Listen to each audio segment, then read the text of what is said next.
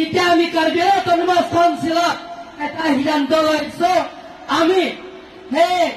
ইংৰাজী দি ইংলিছ দি সেই পতা বনাব লাগে সেইমতে যে ফলনি চাৰ্কলটো প্ৰিণ্টিং মিষ্টেক হৈছে